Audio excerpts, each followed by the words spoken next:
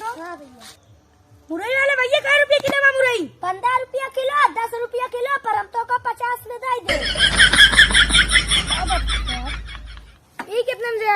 180 रुपया किलो। यार राजू इतने तो मुर्गा खा ले। ये कितने में दे? ये 10 रुपया किलो भैया। हाँ ये 10 वाला दा। हाँ ले आता है 1 किलो। अरे रुका रुका रखाओ। ये मत किए भाई आप।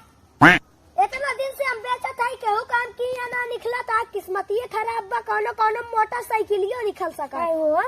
तो 1 किलो और खरीद लो मोटरसाइकिल। हाँ। 1 किलो और दे दे। हाँ भैया। ला, 2 किलो तू दे। अरे भैया रुका पैसा। अरे यार गौर कहीं परसों को ले ले। चला अच्छा चला ठीक बा।